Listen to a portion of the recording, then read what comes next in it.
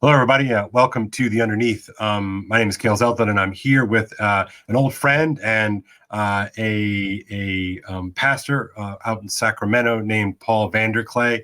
And Paul, it's great to see you. Of course, I've been on your show a couple of times, and I'm making you return the favor by having you on my show.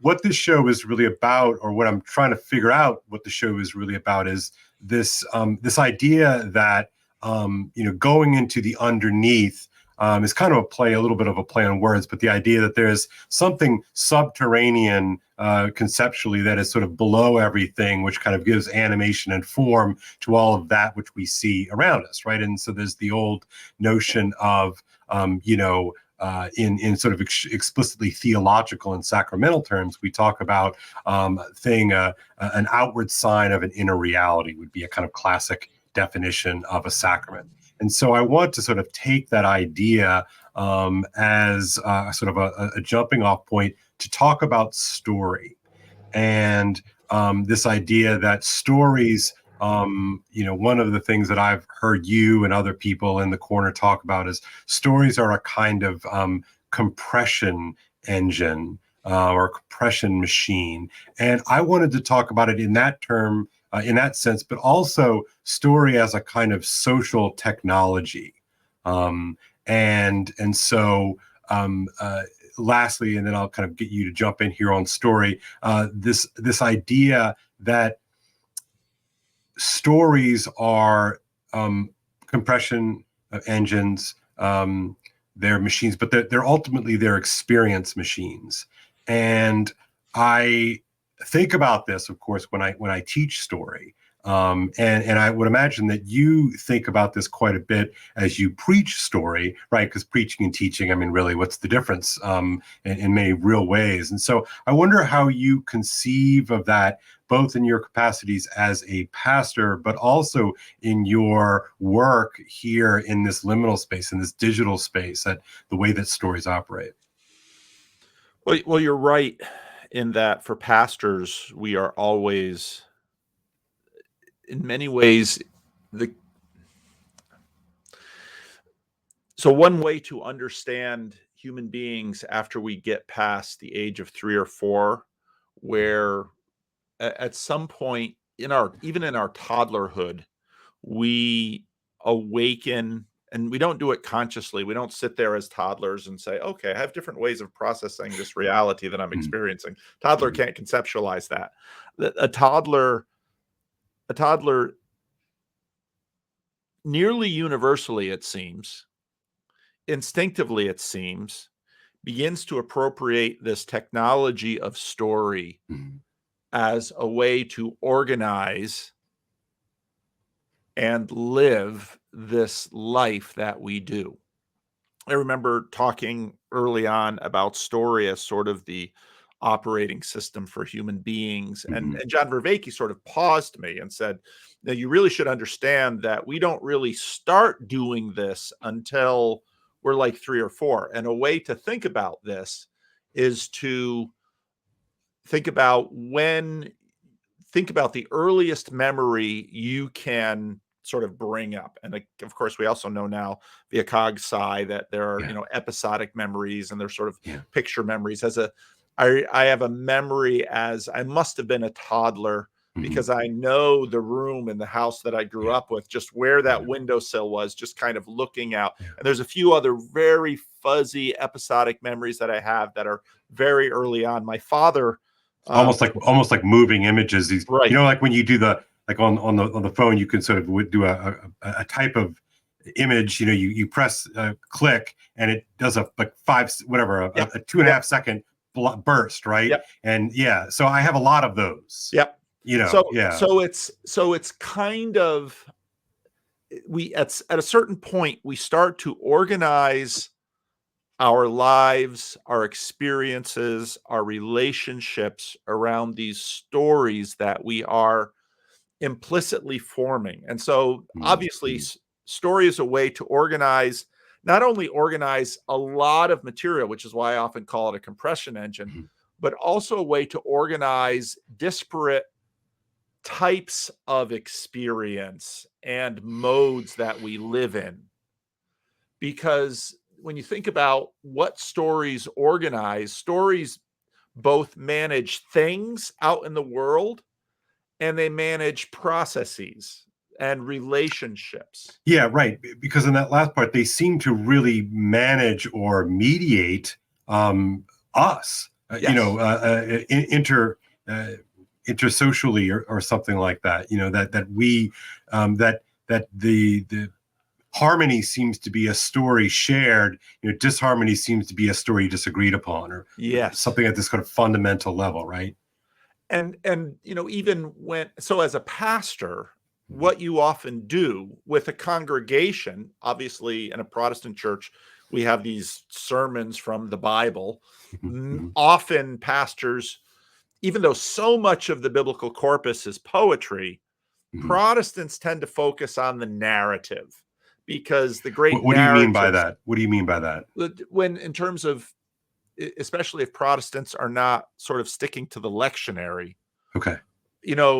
When you go through the Bible, even as someone say, they decide, wow, the Bible's an important book, I'm going to read it. They start reading it in Genesis, and Genesis is this narrative, which is like, wow, one of the greatest books, in the world, Genesis. And then they get into Exodus and it's continuing. Oh, wow, great sequel. And then of course they get past chapter 20 into chapter 21, and suddenly they're into law. And then they're into the alien technology of the tabernacle. And then suddenly so that's interesting to me, right? So that you've got this narrative genesis, then you move into legal questions, which I think are like abstractions ultimately from that kind of the origin narrative, and then you have the building out of this space, right? So that is an interesting almost triptych. Maybe that's a sort of a picture of a development of humanness unto itself, right? So there's the sort of where are you coming from? What does it all mean, and then how do we worship? It's this sort of this cycle of progression there. And as a preacher, so then you have almost the same thing in the New Testament, that you open the New Testament and you have Matthew and Mark and Luke, and it's like, of course, the synoptics are just story after story after story, all mixed together. And then, you get to John, and then some of these long discourses, and Acts again, more story. And then you get into these epistles, and suddenly people are like, I'm only reading one half of the conversation. And historically we don't. And so then what I tend to often do when I'm trying to help people engage with the epistles would be, I try to form a narrative around it. And lately I've been doing that with Advent and some of the prophets on the way to, obviously, Christ's birth. So pastors, and that's what I found so helpful. Just real quick, that's what I found so helpful with N.T. Wright's Paula biography, is it really does, it ultimately nests it in, as best as one can, and he's among the best, of course, nests it within this real epic story of how these things sort of unfold and come to be. It really, for me, as a kind of poetry first, philosophy second kind of mind, it was extremely helpful for me to sort of enter back into what Paul's laying out. Right.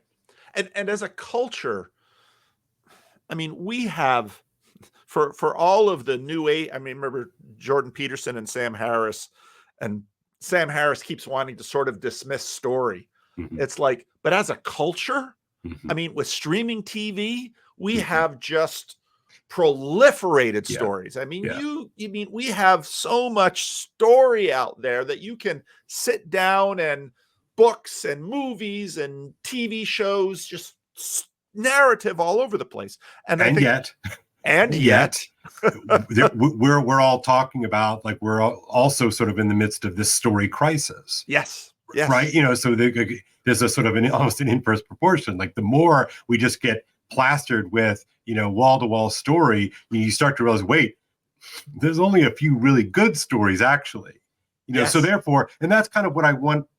Like, so, I hear, you talk about story, and Jordan Peterson has been talking a lot about that's what ARC has been in theory about, right? A better story. Isn't that the sort of the subtag or subtitle of the whole conference? And yet, so, we talk about story as this sort of this phenomena that is, yet I don't know how much we kind of get into the nitty gritty of stories, right, themselves. Well, and so on stage, as a pastor, as a performer, as a preacher, I deal a lot with story and storytelling, and every pastor will tell you, people forget your doctrinal points. They forget the structure of your argument. All of that stuff just it's the story they remember. It's Mabel, the story that I tell of a woman in a nursing home, and everybody remember. I used it with Peter Boghossian the other day. I mean, because it's just like bang, it grabs us. It pulls all this stuff together. And pastorally, when I started these Randall's conversations on the channel, what essentially I did with people was within the conversation, what I help them do is I sort of help them begin to curate their story. Right. Because you always start there. Yes. You always start there. Right. Because any pop psychologist will tell you, I mean, this is a powerful way for sort of human transformation. If you change your story about yourself, in a lot of ways, you have a pretty dramatic transformation. And what we often do with respect to difficulties in our lives, challenges in our lives, if we sort of reframe a story, then suddenly we have new power and new capacities. And we have this is what's behind Christian conversion, because Christian conversion is fundamentally entering into a different story. And so that is so powerful and so it's ubiquitous. I mean, we're not going to get away from it. We're not going to get around it, even though people right and left. I mean, for a while, John Vervaeke was sort of dismissing stories, and some of the new atheists were. It's sort of like dismissing air. I don't care how long you can hold your breath. You are going to breathe again. And that is the way we are with stories. So coming now, as you mentioned, to a story crisis is fascinating, because it's telling about the fact that there are complexities that stories mask. Right. That's right. And I wonder, if there's a real moral component to storytelling, and I don't mean like telling a nice story or like a kind story. I don't mean it that way, but there's that stories have needs, that there seems to be an attempt. So a good storyteller seems to be able to submit themselves to some underlying reality, whatever you want to call that, right? But they submit themselves to it, and they are told it, right? And so you have the conceit of the muse, right? You have the conceit of whatever version of that muse is, as the story came to me in Hall, is the way that Sir Gawain and the Green Knight opens up. It's this almost like the excellence of the poet seems to be not in their ability to sort of flex and dominate, but rather to allow some other thing, spirit, we might say, to animate me, like I'm some kind of wind instrument, right? That it comes into me and through me and works through me. And so there's a weird humility that seems to be involved with a poet. And yet those of us, who are audience members, seem to worship the storyteller. Yes. I mean, who doesn't love the storyteller in the group? Yes. Every group of friends has a good storyteller, and they're the best. We love that guy. Yes. So like they're like equal parts. Well, interesting, and maybe Lewis gets into this a little bit in That Hideous Strength, when he's talking about the intricacies of masculinity, right? That masculinity involves both the ability to sort of like stand up and be strong, but also there's this receptivity to genuine masculinity. It's a very curious passage, and I know he gets a lot of heat from it from people who are kind of reading it through a sexual politics lens, but I think he's onto something about the creative process itself, that it requires both of these things. Well, it gets into this. So I was, I'm working on Peterson's conversation with Chris Williamson, and Peterson has a nice section in that conversation where he's sort of talking about, instantiation versus something like Platonic forms. Yeah. And it's a fascinating thing when it comes to a good storyteller. We sort of imagine maybe they wield this gift, but then when we watch them long enough, we begin to realize that something else seems to be wielding them. Yes. Yeah. That's right. And that's the part that I think it merits a deeper, because there's a power in the ability to wield, but there's also like you think about, was it John Vervaeke at the conference in Chino who was talking about like the grip or something? The optimal grip. He's optimal grip. What was he talking about with that? If you could do it, because I think there's a connection to this wield thing. Well, he talks about the fact that this is something that we work on constantly. Yeah. And we do this even before. In our toddlerhood, we begin to wield stories to a degree. Our stories begin to wield us. Right. But even before that, we begin to try to get to this, gripping. And it does sort of well up from the body in that we scaffold up. I spent a lot of time with Rafe Kelly at the art conference, and he pays a lot of attention to embodiment. Mm-hmm. But it's, you think of someone like J.K. Rowling, who seemingly out of nowhere writes this huge thing, which, even I haven't myself read Harry Potter, but I know many people who have, and some people tell me I've read it an embarrassing amount of time. So some people. Let me ask you, what are your thoughts of the quality of the prose?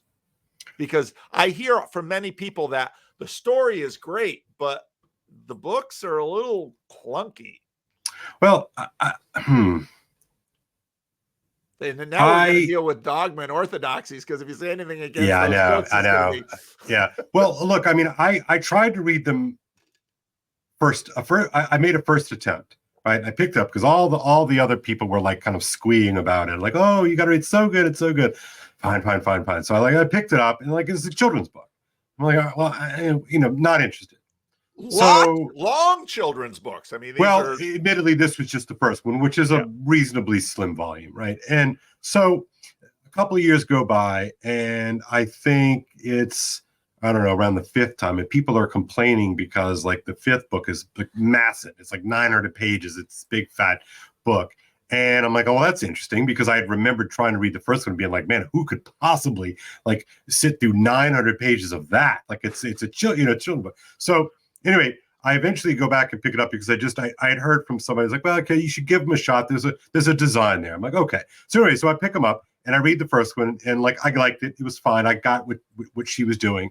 And then the second one is absolutely hilarious, right? Because it's, Gilderoy Lockhart, and there's this puffing. He's just ridiculous. And I was like, oh, there's a level of satire here that it reminded me of the way that like a Bugs Bunny cartoon, is for the kids, but it's really, really for adults, right? That there's this level of appreciation, that I certainly would have liked it at 10 or 12 years old. But man, at 32 at the time, I was like, this is really quite something.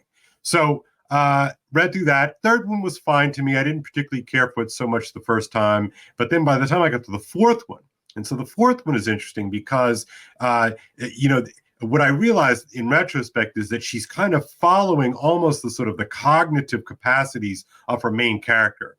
So when Harry Potter is a first form student, he's like, whatever, 12 years old, right? He's 30, 40. When he comes to be like 14, 15, like the world expands. And of course, this is tracking exactly sort of with the way that you and I experience the world as kids, right? So that when the fourth one rolls around, it is when you get a sense that this is not just about this little house in this little, British suburb. It's not just about this interesting, cool castle called Hogwarts, but there's a whole world that opens up. And it happens, of course, brilliant, I think, is that the pretext of it is that they're going to the Quidditch World Cup.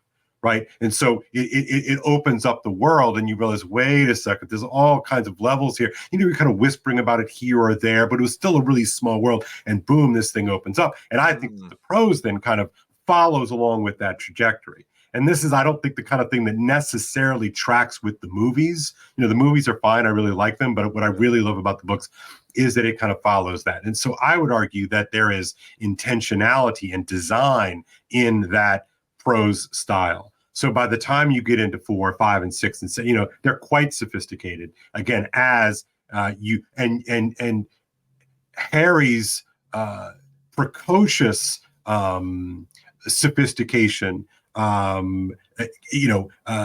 really builds out massively when the stakes. When it no longer becomes about winning a Quidditch game, it no longer becomes about, can I get a girlfriend? It all of a sudden becomes about this much, much bigger thing. That not only has he been involved in as a child, but also then he's like at the very, the crux, of the whole thing as he hunts for these Horcruxes, right? And so it becomes, I think, much more sophisticated as the series progresses. So I would disagree with that particular type of shade, against Rowling. I think that there's a design there. To me, her genius is design. Interesting. I do. And I think that a lot of people have this sort of romantic notion of, because this is going to somewhat contradict what I was going to say earlier, but let me see if I can square this circle. The people tend to have privilege engineering over poetry, right? That people like the idea of a plan and a plot and all these sorts of things, right? But then you have this other aspect of poetry, which is almost sort of in the model of divination, right? Or invocation. Like I'm kind of a medium through which this thing channels and spits out and all that kind of stuff. And that has been the kind of the dominant image of the kind of the mad, crazed poet since the British Romantics. Right, this idea that you are invoking a spirit, right? They even explicitly sort of talk about this, but I think there's some sort of strange marriage. You talked about lately again. You've been talking about the spirit of geometry and the spirit of finesse, and I think that there's something going on there. And so a good poet might be a good plotter. A good poet might be a kind of like a wild channeling of the spirit, but a great poet is someone who can kind of create this spirit-filled tension, right? That animates beyond its borders or something like that. Well, that's interesting because let's say a great basketball player. Yes. Yeah. Okay. A great basketball player can generate his own shot. Yeah. A great basketball player can lead the entire team. A great basketball player does this consistently. Yeah. Yeah. I mean, somebody can get out on the court and, throw in one from half court and it's ever, but great person. Well, it's improvising, right? I mean, it's finding the sort of it's finding flow within structure, Yes. And it's the great myth of the jazz musician, right? Who kind of gets up there and just sort of like in this sort of wild craze, like, and it's like, yeah, fine. But what you don't see has been the years and years and years of dedication to scales. I mean, is there anything less sexy than a scale, right? But the jazz musician has put himself in this position of mastery so that he can kind of channel the spirit, Yes. So I think that a good storyteller. So I wanted to ask you this question as a preacher, because I have questions in regard to my teaching, right? I would never show up to a class without a plan. Right? And sometimes, like, boy, I need that plan because it's like dying up here, But it's like, anybody out there? Anybody? and then there are some days in which I've got and then you execute it reasonably well, and you're being a professional. Sometimes I feel like the real days in which I'm a professional teacher when I'm just sort of keeping it together, right? Yeah. That day. But man, there are some days you walk in there and I read a passage out loud, and all of a sudden this entire script just is like, well, that's wrong, because my mind is just, I am catching a wave. Like I am on this thing, and the only reason I ever stop is because the bell goes off. Yeah. Right. And it's not just me blabbing, it's me interacting and talking, and analogies are firing, and I've hit, and I would imagine preaching has that quality to it. Oh, yes. Oh, yes. All the time. Yeah. And like you say, I go every Sunday. I have a rough draft for Sunday. I have a plan. I have a plan for Sunday. Now, anybody who actually looks at the rough draft and looks what happens on Sunday will notice the difference, also because there's a difference in audience. Sure. This and versus, then there are times, like, for example, in the UK, I last year, not this last trip, but the trip before, I had this event with Tom Holland, and Glenn didn't tell me anything of the plan beforehand. And so first I discovered, now first I'm going to have a conversation with this other woman. I know nothing about her. I know nothing about what's on top. She stands up and then, she stands up and she reads a paper about something that I don't know a lot about. And I'm just like, how's this going to go? Yeah. And then we have this little break in between. And then Glenn basically comes to me and says, now for the Holland thing, you're going to talk, and then we're going to talk to Tom. And it's like, I have zero plan. Yeah. I've got to pull this thing out and have it go. And however well it went, anybody can find the video and you can tell me what you think of it. Yeah. So one of the things that you learn is that over time, when you get a lot of experience, you have a lot of things that you can generate your own shot much more easily, because you've been on the court a long time. And so there's stuff that you have in little turns and phrases. And so boom, boom, boom, boom, boom, boom, boom. But it's always also the case that I think about someone like C.S. Lewis, who, has a sort of explodes onto the English scene during the war with these radio addresses. And then those kind of become a book. And then after a period, after that and after the war, there was a sense in which for a lot of people, Lewis was a has-been. He had written screw tape letters, he had done the radio addresses, and, he had done, some of his formal apologetics like Miracles. And then, nobody's thinking about C.S. Lewis anymore. And then he just starts popping out children's books, and people are like, what's with this? And so even people that centuries later we consider the greats, had moments at periods in their life where everything just seems to they can just sort of spin gold out of straw, and other periods in their life that they can't do a darn thing worth anything. It's an interesting analog to this is, I was tweeting about this the other day, but I grew up, I was in high school in a sort of interesting period of time musically. I loved music as a high school kid. And really the kind of only thing that was available was sort of this sort of interesting moment in kind of Brit pop, or it was hair metal bands. And I wasn't particularly interested in either of those things, really. And so what it compelled me to do, and part of this was helped by an older brother, is that I did this sort of massive deep dive into classic rock. And so, which in retrospect turns out to really have been my first real research project. And I really threw myself deeply into this, and, sleuthing at record stores and going through stacks and stacks and trying to find this, that, and the other. And at any rate, one of the things that I would do is I would find old copies of like Rolling Stone magazine. And, I would read them, and, you would read things and, it's like, I don't know, it's like 1974, and people are asking the question, like, are the Stones done? And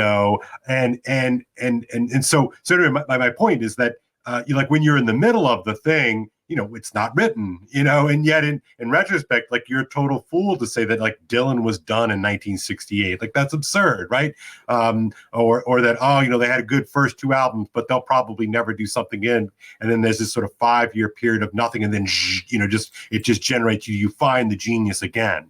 It's better than the earlier stuff because it's more mature and you've grown and all those kinds of things. And so, I feel that way as an older teacher. I was a baby teacher once, you were a baby preacher once, and you could have, you've got your, I would say, I think of the Crayola boxes, you've got the 8 crayons and then you've got the 24 and the 48, right? And, I was playing with 24 for a while, and all of a sudden you realize you've leveled up to the 84, right? And you're like this brick of color that you can now wield. And even now, as I move past 50, I feel like I've got more going on in my head right now than ever. And part of that is maturity and age, right? Of course, but part of it's reps. But part of it is,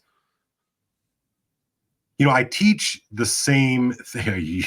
You do too. You teach the Bible, and I teach the same basic things each year, right? And so every year during Advent, I teach Macbeth for independent from Advent reasons, right? So every September, I teach Dante. Every beginning of October, I teach Sir Gawain and the Green Knight. Every November, I'm teaching the Canterbury Tales, right? And so there has come this sort of liturgical quality to my teaching, and there's something that kind of comes out of those repetitions. It's not every day, but it's every year. But also, but my metaphors have grown substantially, in this process. Yeah. And so I get a lot of questions, all right, Kale, you talk about old books all the time. You talk about wisdom, and wisdom's not optional and all this sort of stuff. It's like, I'm 50 and I didn't get any of that stuff. Like, I got nothing. I went to school for, business, and I got really good at business, and I did the business thing. And now I'm 50 whatever years old. And like, I don't have any of that stuff that you're talking about, Kale. And, and there's almost this sense like, yeah, like I tried to, Kale, you talk about the Odyssey or something, and I picked it up and I didn't know what to do with it.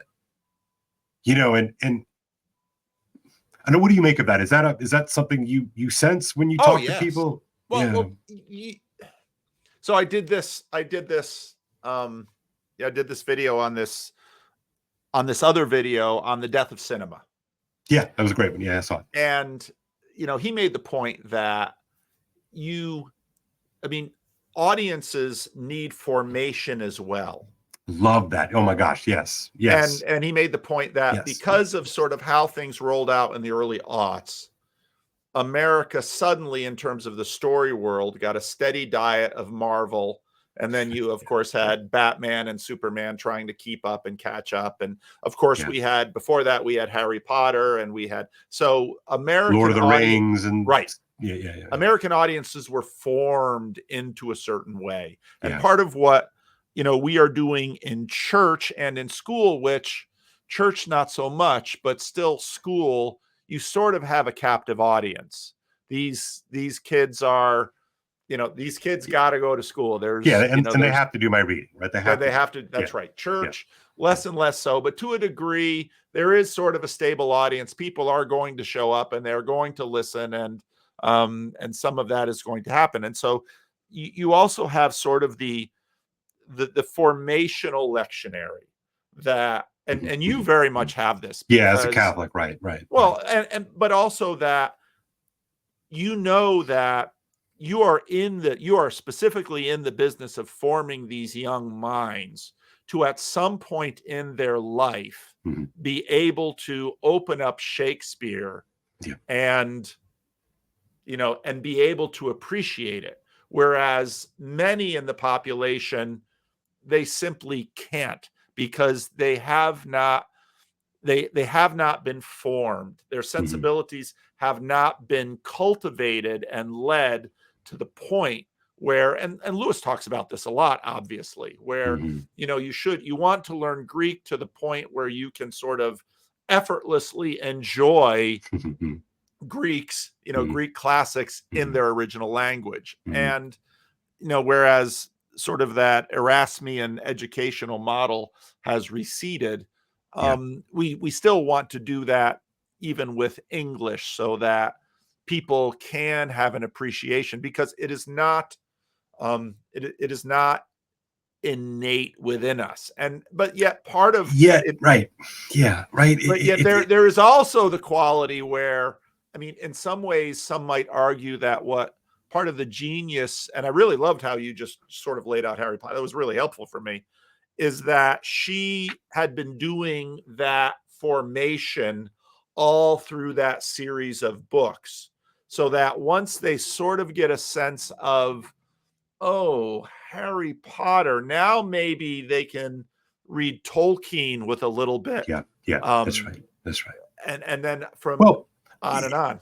Yeah, so you just said something that's interesting. The story of Harry Potter is, in one sense, the story of, the whole story is contained in the line in the first book when Hagrid, the big super sort of half giant creature from Hogwarts, comes to fetch Harry, right? And his line to him is like, "You're a wizard, Harry."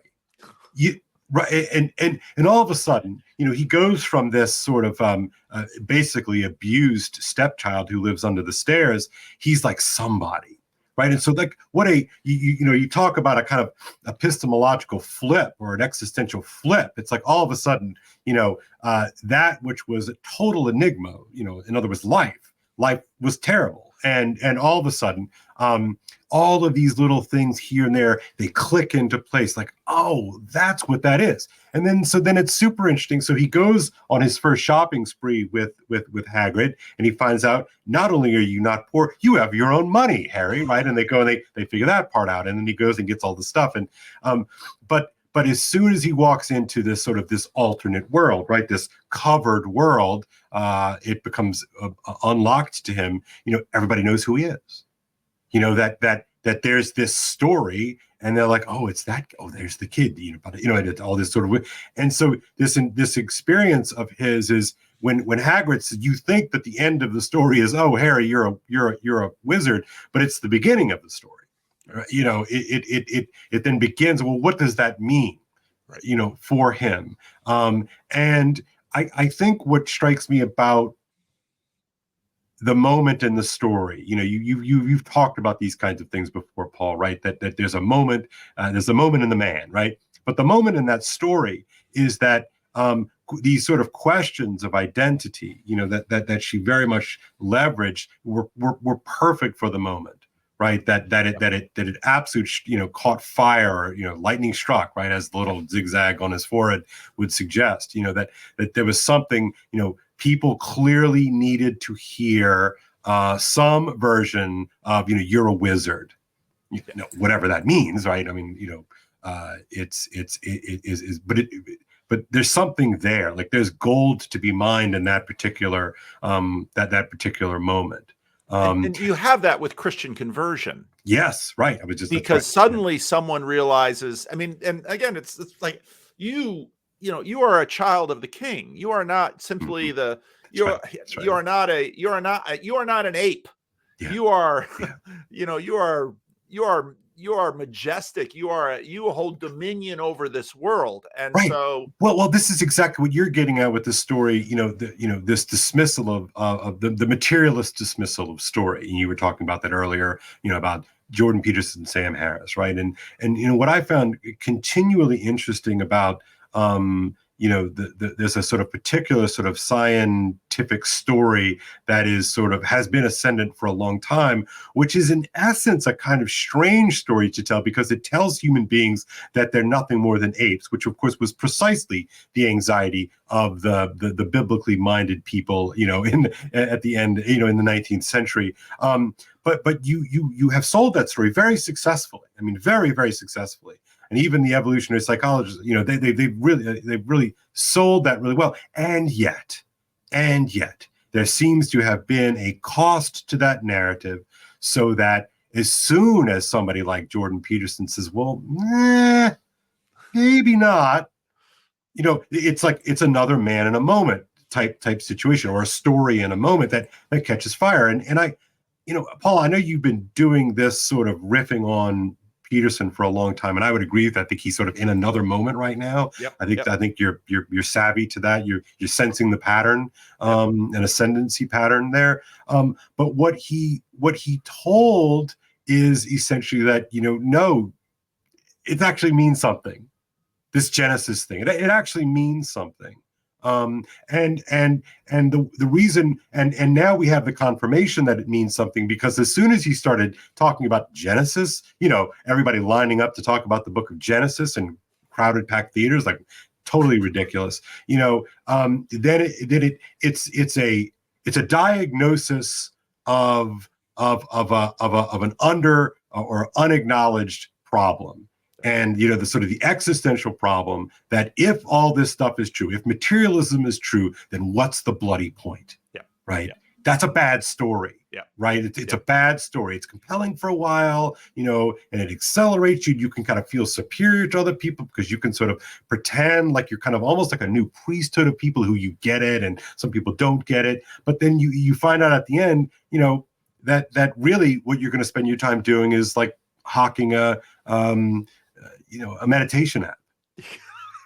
Well, it's kind of, sometimes I listen to some of these new atheists or old new atheists. Old new atheists. They're kind of like the kids I remember at high school that figured out, gosh, we can cut classes. That's right. And so they spent their time at the gas station next to the school smoking cigarettes. It's like, yeah, was that an upgrade?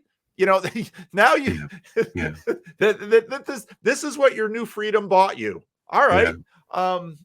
And so again, like, it's bad story.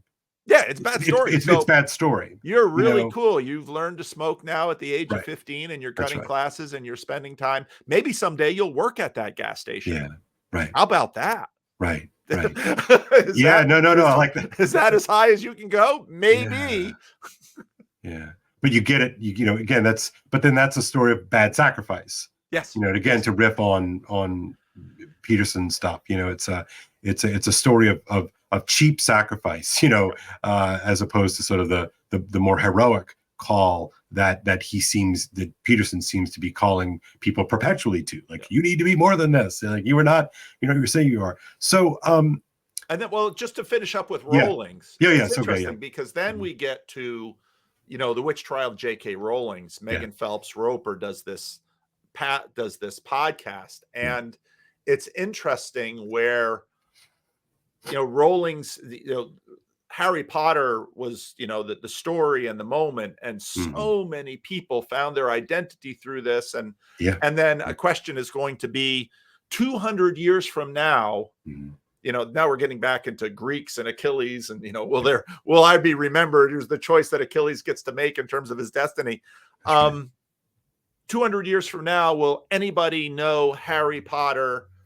And because it's interesting, because you don't have to go back too far. I was listening to The Rest is History. They were talking about some really popular books in the 19th century that all the young British, elites were. I mean, that was their Harry Potter story. And now it gets mentioned in a historical podcast, and everybody's like, only the real English history nerds will say, oh yeah, those were very popular books back then. And now they're sort of so. And that's the realization that we live in a world where there are spirits, and it's so funny because the new atheists sort of loved telling the story of how small we are. Yeah. But you very much get the sense that the whole reason for their worldview is, in fact, to sort of make sure that we are the only ape left on top. When in fact, once you begin to realize that, no, we are in the midst of spiritual, personal forces that are far beyond us, that can ruin our lives very quickly, going beyond just sort of the medium people that can cancel you. Well, this is a story we dare not tell, because suddenly then we feel exposed. And if we are exposed, where can we go for solace and comfort? And then the new atheists kind of want to say, oh, you should just You should just embrace your smallness. Oh, okay. Really? Are you sure that this story of no agents, no personal agency above we human beings isn't itself a function of your own fears? Yeah. Because when you look at the bigger stories and you realize, for as massive and as wealthy and as powerful J.K. Rowling's became, how quickly did a whole group of people, were they ready to burn her books? Yeah, no, it's really interesting.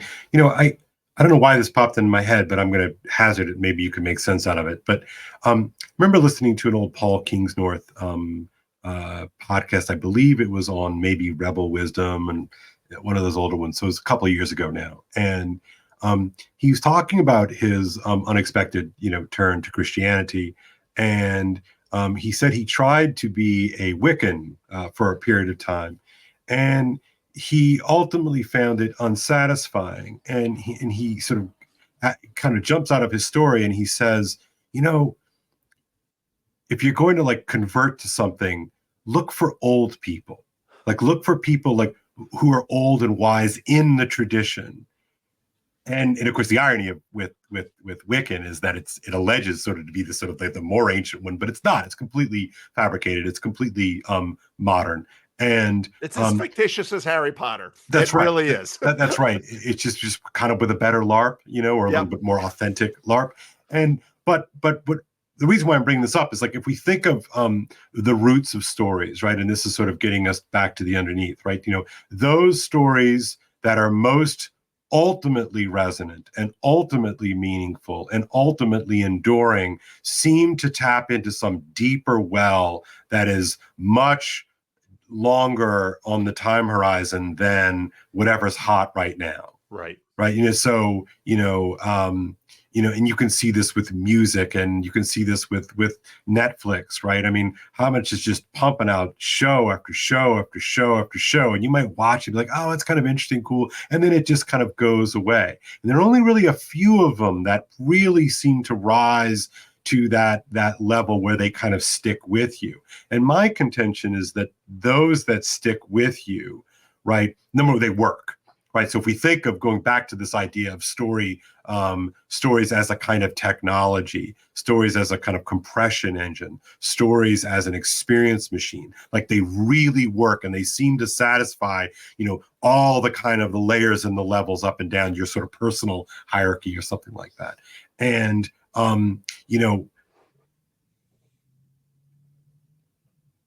so much of it seems to just be sort of like time holding, background noise, music, as opposed to something that is substantial and real, right? And so we kind of keep going back to this question of, the real. And so you've been talking about this idea of, the really real and the real, and going back and forth with this. And when you have an experience of the really real, this is something that you were quoting Vervaeke, I think, just the other day. He says, you have a sense of ultimacy, you want to kind of keep going back to that thing. But I think stories work that way too. Yep. They do. And it's not just stories, but why on earth do we still know who Plato is, and why are his ideas still out there? One of the things that I saw through Jordan was sort of seeing this Darwinian aspect to it's sort of a Darwinian test for knowledge of the Lindy effect, as Taleb calls it, where if it's something, we can still say name Dante and Chaucer, and there are classics, because for some reason they have endured, and even in the midst of all of this schlock that Netflix is just pouring out into it. And then someone said, well, why was Harry Potter so great? Well, she had a sense, she picked up the patterns of the greats and was able to, and even looking at, I was reading this book on the medieval mind of C.S. Lewis, and And it's like, oh, the great divorce. Of course that was Dante. Why didn't I see that was Dante? Right. I mean, it's just so obvious. Right. And when you start sharpening your metaphors, so to speak, or building out those metaphors, or, going into deeper and deeper fractal levels of resolution, you start to see that, it's actually not even Dante that you're sensing. Right. And that there's this, and I never know if it's an underneath or an above. Anyway, that's right. I know. Yeah, it goes both ways. But that iconic image of Dante alone, lost in a dark wood, that is as primeval, or paradigmatic, or it's pure, right? Because without even ever having been lost in the woods and alone, like, exactly kind of what that is, and you also don't know how you got here, and you also don't know how to get out, right? And then that is an archetype that seems to exist in some kind of spiritual plane, that materialists simply cannot account for. Yeah. And I think that's my frustration with the story. And so so they'll even look at something like a Dante or like a C.S. Lewis, and they will merely see structure. And and they seem to be unwilling to think of, and this is why I want to go back to an experience machine, right? So because it kind of takes in both the sort of the flesh and the mechanics of things. Of course, you can have flesh mechanics too, but that there seems this, if a machine is a kind of physical system, applying forces, controlling movements in order to bring about some kind of an action, right? Then, so we can think about that mechanically, either through with like wood and steel and all these things, or with bone and flesh and muscle and all this sort of. Yet there seems to be this other engine that is happening at the same time that is moving spirit. Yeah. And I don't really quite know how to talk about that, other than to just start saying exactly kind of what we're saying now. I think that's part of what our moment is, that we've been bathing in this flat land for so long that we have these intuitions of the other dimension, and we see, what other language, look at we very quickly look at the language that we use. Well, that was a concept. It was a moment. It was a fad. It was a fashion. All of those words are too weak to talk about the forces that we see moving this world. And the agency, I mean, we see. Now, someone might say, oh, we're just projecting agency into it. I don't find that convincing. I don't find that convincing. And part of the problem is that, okay, let's say I'm wrong. So what? That's part of the problem of nihilism, is that once it gets that barren, then you sort of have, I mean, the video that I'd like to do today is I never get to do all the videos I want to, but the atheists have a duty crisis. And Lewis pointed this out. Okay, what do you mean by that? This is interesting to me. A duty crisis? A duty crisis. Well, I watched Alex O'Connor, all these apes doth protest too much with respect to Ayan Hirsi Ali. They all consider themselves apes, and they're all complaining. And it's like, do apes complain? Yeah. I don't think so. What does it matter to an ape? It doesn't matter to an ape, but they're all complaining about her. And part of the issue, and actually Sarah Hyder pointed this out in that trigonometry video, that excellent. That there's a thing called duty. And Lewis points this out with the atheists of his time, Mm-hmm. that he says all of these people are just randomness and chaos and nihilism until humanity must be preserved. Yeah. Israelis or Gazans must That's be right. rescued. That's right. And That's right. Lewis is like, why? Yeah. You cut that out. When you cut out the story, there's no, Fat Thor might as well stay drinking beer and eating nachos. Right. Playing video games. Yeah. Exactly. Yeah. And we have basically seen the product of the story of nihilism playing out in people's lives.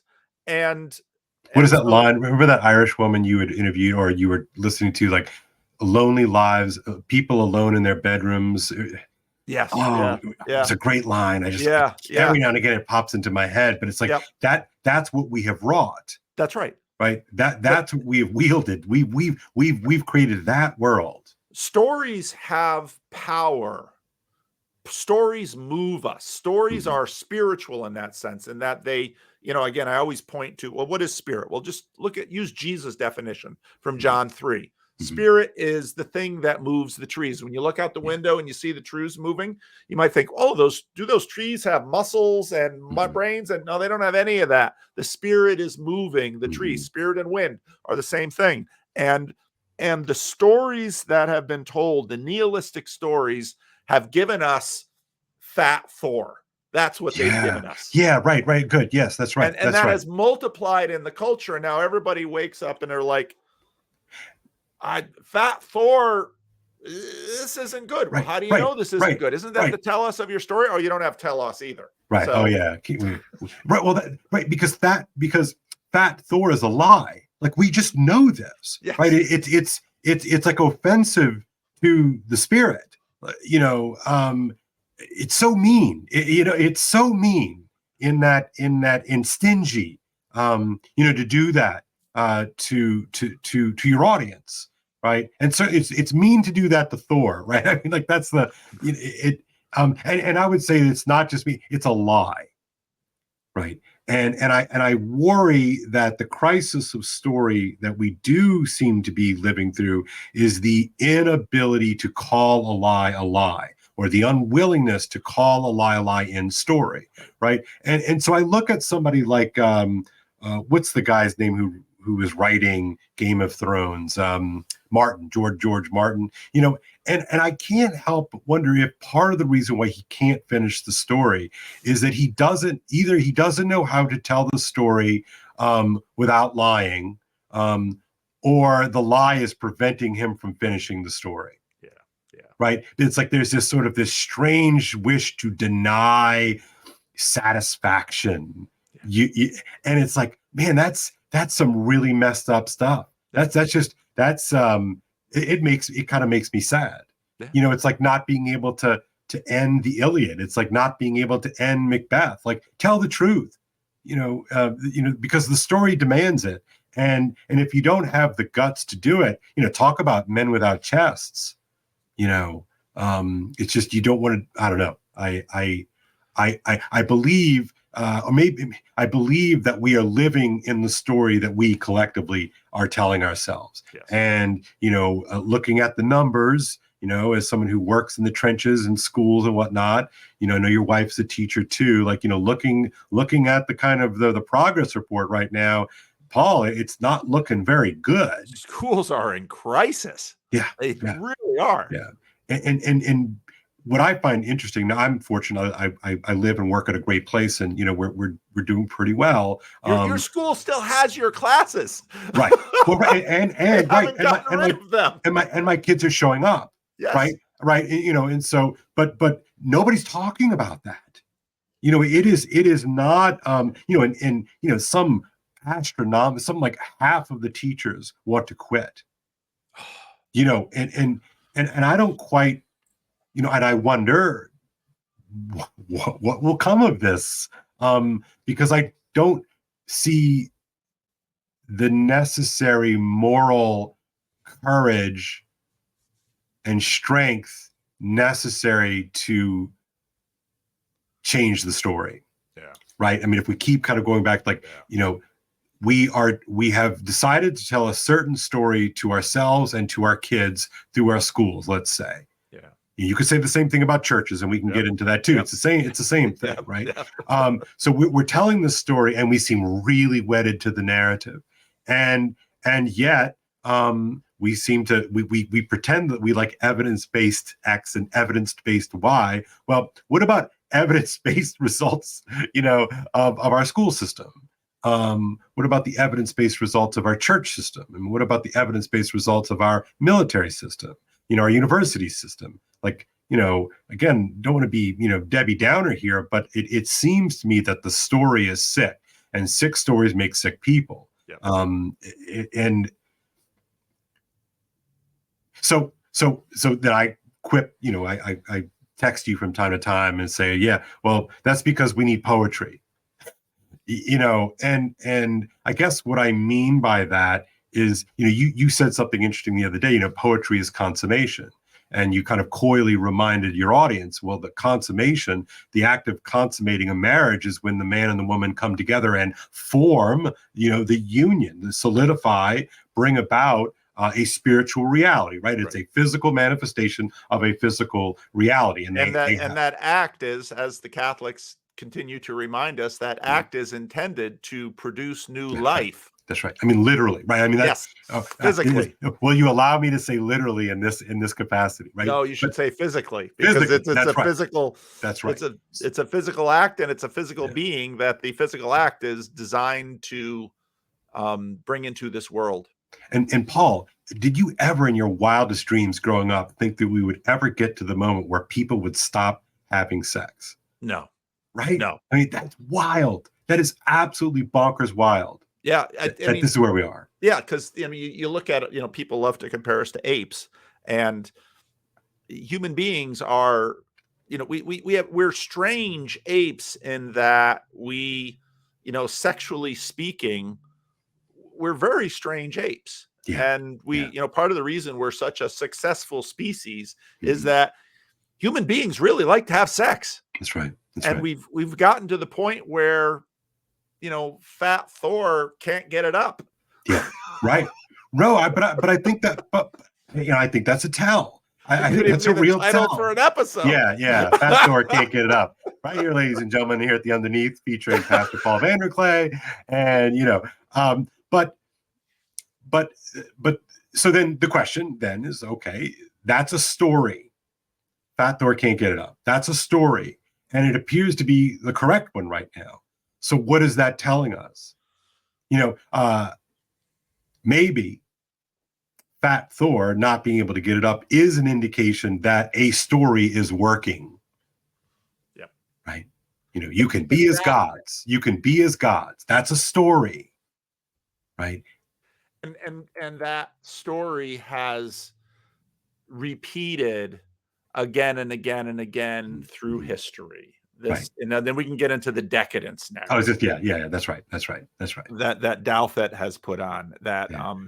Societies rise and fall, and they're not just the big rise and fall. There's lots of little rises and fall. I mean, that continues to happen.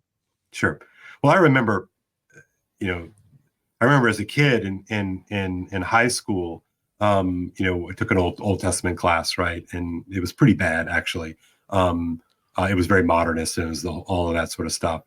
But I remember at a certain point, Israel goes up and Israel goes down, and Israel goes up and Israel goes down, right? And I remember at one point being like, could you guys just get it together here? Like, duh, it's so obvious. I know, obviously things are more complicated than that, but that was, the pattern, cried out, to us, to you in that moment.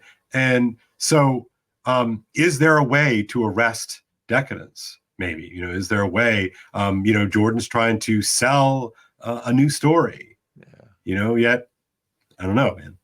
Well, and I think going back to the spiritual new life, the story of Jesus' birth, we're coming into that season. That's right. Comes at a point when, we're in Advent now. Yeah. And there's waiting for, this is this is one of the, and Glenn Scrivener made this critique of Jordan's work, and I think it's a very fair critique. Although there are moments when Jordan gets beyond it, I think. But there are, and it's all up to us. And on some hand, yeah, there's a lot that's up to us. It's up to us to do things. There's absolutely no question about that. But it's when God moves. It's when God sends a savior, and God, and there's always, even Elijah after Carmel, this great moment of victory over the prophets of Baal. It's at that moment that he despairs. Right. And God says, hey, I've got 7,000 people who haven't bent the knee to Baal. And Paul in 2 Corinthians, speaks of his despair. And God says, I have many people in this city. And in some ways, we don't have, I also enjoyed in the Williamson Peterson video where Peterson was talking about there's dopamine, there's sort of dopaminergic, which is the meaningful grasp, but then there's consummatory as well. And both of those realities are there. And if it weren't for the decadence and the decline and the fact that the orgs seem to be, the orgs seem to be wiping the dwarves out, that this silly little group of dwarves is going to do the unthinkable of traveling to the Misty Mountain and taking out Smog. So we're not going to enjoy the adventure without the decline. And so every moment of impending doom is an opportunity for God to do a new thing amongst us and for us to participate in this grand story. Now, I actually think a lot about the fact that how is it actually going to go in the age to come? Because it can't just be consummation all the time. What will God have for us in the age to come? And I think about that and I ponder about it, but I don't fret about it because, of course, what do I know? Yeah, right. God, who can write a story like the one that we're enjoying in the Christian world now, will certainly give us something that will be even more satisfying than the story that we are participating in at the moment. Yeah, eye has not seen, ear has not heard. Right. I mean, this is the vision of that surpasseth understanding. I mean, that's the goodies, right? And but that's complex, right? That's a complex, ambiguous feeling thing, and I wonder. Maybe this is my last question to you, because I know you've got shows to record and I've got homeworks to grade. But there seems to be a suppressed appetite for complexity. Now, I know you talk a lot about it because John talks a lot about combinatorial explosiveness and all that sort of stuff. And so I'm very sympathetic to people looking for ways to simplify, but I wonder if that move to simplify isn't sort of short-circuiting the better story. I see this in church circles quite a bit. So there's the retreat to legalism. There's a retreat to formalism. There's a retreat to clear lines. And these kinds of things. And I can't help but feel like, even though me, I'm pretty serious about those things. I can't help but think that that's a misplaced. That's not a desire for good. It's sort of a fear move as opposed to a courage move. Yeah. And there's an aspect of idolatrous instrumentality in it as well. If we can reduce the complexity of this moment into a binary choice, then you get all sorts of cheats in that. There's self-righteousness, there's self-sufficiency, there's all sorts of idolatrous moves in there.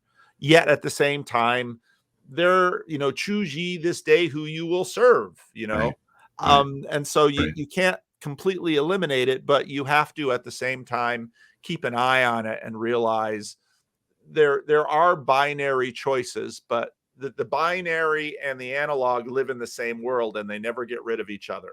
That's interesting. And so that's out there. And yeah, well, there was another thought I had which has escaped me too. Have you if you think of it, let me know. But I just the last little thing here, maybe. Have you been doing any kind of thinking about the role that the digital plays in our crisis of story? Digital meaning? Yeah, like that's a good. Yeah. Well, I guess I first mean it actually, like digital technology versus, analog technology, something like that. But that as we move further and further into the Black Mirror, we are flattening even our story. I think of the way that a digital signal is captured versus the way that an analog signal is captured. And, the digital is just chopped up bits of zeros and ones, and the analog is just sort of like a piece of tape on a dusty table. It just picks up everything, Yeah. Yeah. The texture, I remember having a conversation with Kale, not Kale, with Byrne about texture. Yeah. Yeah.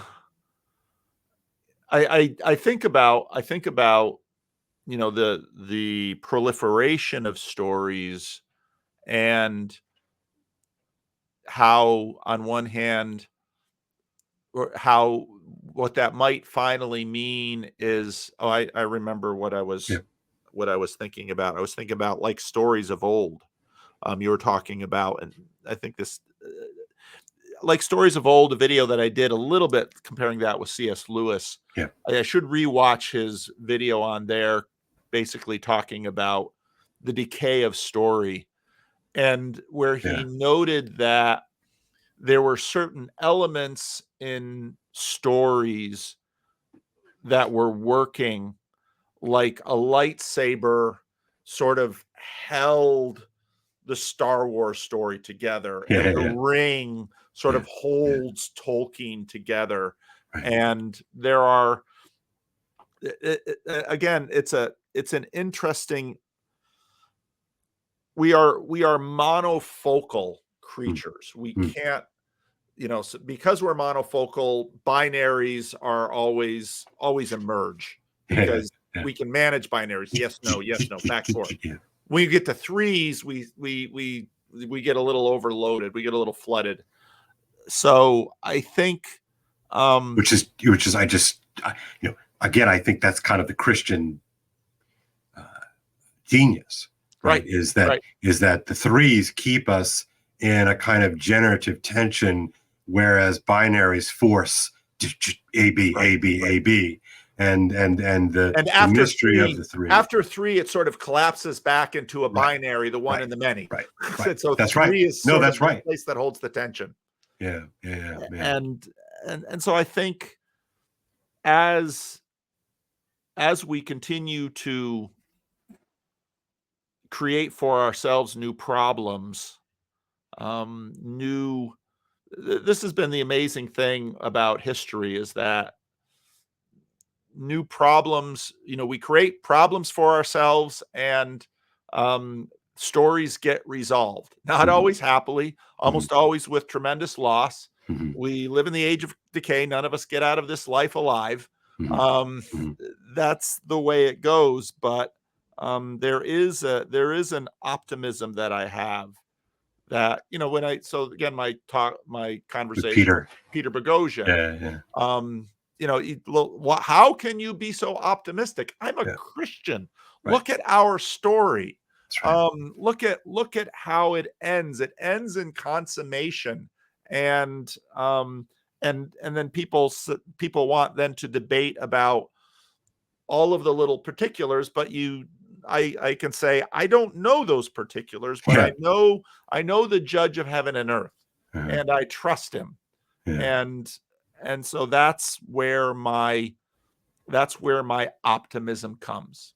Right, because the I think part of the Christian optimism is an unwillingness to pretend that there are solutions in time, right? And so that the we know that it's always trade-offs, and that people who don't believe in don't have a metaphysics or a beyond, let's say, you know, simply can't abide the fact that things can't get fixed right here now. And I think that's exhausting. Like metaphysically exhausting. But it still leaves you with the nihilism problem, which is like, in the end, why does it even matter? Right. So, all right. Well, look, Paul, I have to be honest with you. I'm not really sure how to land a plane, because I don't want to land the plane. I want to keep talking. Now we will keep talking. We will Yeah. have more conversations, Kale. Oh, indeed, indeed. I want to thank you, for coming on here and pushing me a little bit more on this notion of story. It's a funny thing because I spend my career teaching story, and it's just so funny. Like I can feel like such a master of the craft of teaching story, and yet you poke me once, you say, well, what's a story? And you're like, hey, I don't really know, but yeah, I do know, right? And so I appreciate you helping me to find a better way to articulate it, and I do think that this question of story is not going to go away, and hopefully we will learn maybe to submit a little bit more to the demands of true story. So all right, well, thank you, Paul. I appreciate it. My pleasure, Kale. All right, take care, brother. All right, bye-bye. All right.